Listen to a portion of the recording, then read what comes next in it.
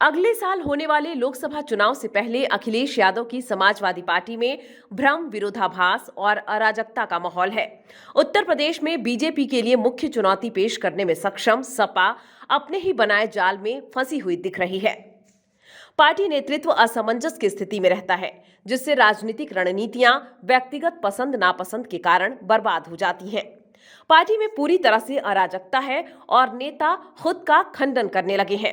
अखिलेश यादव भले ही अपनी पार्टी में एक निर्विवाद नेता हों, लेकिन वह अपनी स्थिति, रणनीतियों और राजनीतिक चालों को लेकर भ्रमित रहते हैं।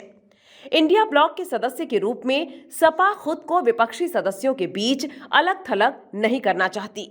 हालांकि वह उत्तर प्रदेश में भी ड्राइविंग सीट पर बने रहना चाहती है। ये दोनों चीजें एक साथ नहीं हो सकती।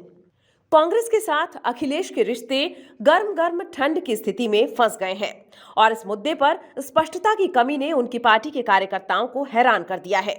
पार्टी के एक वरिष्ठ विधायक ने कहा, हमें नहीं पता कि कांग्रेस के साथ हमारा रिश्ता क्या है।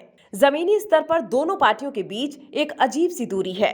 अगर अभी मतभेद दूर नहीं किए गए तो चुनाव के दौरान गठबंधन अरुचिकर हो जाएगा। विपक्षी दलों के रूप में हम एक ही भाषा नहीं बोलते हैं और न ही प्रमुख मुद्दों के संबंध में हम एक मत हैं। अखिलेश नरम हिंदुत्व का प्रचार कर रहे हैं और अब अल्पसंख्यकों, विशेषकर मुसलमानों से संबंधित मुद्दों पर बोलने में भी सावधानी बरत रहे हैं। हालांकि वरिष्ठ सपा नेता स्वामी प्रसाद मौर्य नियमित रूप से हिंदू विरोधी बयान देकर अखिलेश की हिंदुत्व नीति के खिलाफ काम कर रहे हैं। रामचरितमानस की चौपाइयों पर मौर्य का रुख दलित विरोधी है और देवी लक्ष्मी के स्वरूप पर सवाल उठाना और सनातन धर्म पर उनकी टिप्पणियां पार्टी के भीतर उच्च जाति के हिंदुओं को पसंद नहीं आ रही हैं।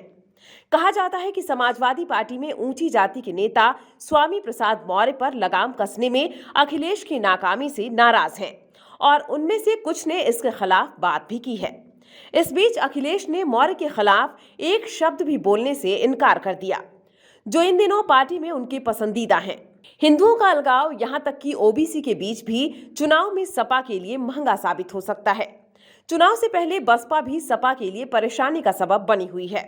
मायावती यह सुनिश्चित करने की कोशिश कर रही हैं कि सपा उनके वोट बैंक में सेंध न लगा सके, जो मुख्य रूप से पिछड़े और दलित वर्गों पर आधारित है। दूसरी ओर अखिलेश यादव बसपा के साथ गठबंधन में शामिल होने के लिए उत्सुक नहीं हैं। इस स्थिति में जहां नीतियां, सीट बंटवारा और रणनीतियां अस्पष्ट हैं, सपा को 2024 के लोकसभा चुनाव से पहले उत्तर प्रदेश की बदलती राजनीतिक परिदृश्य में मजबूत पकड़ बनाने के लिए संघर्ष करना पड़ सकता है।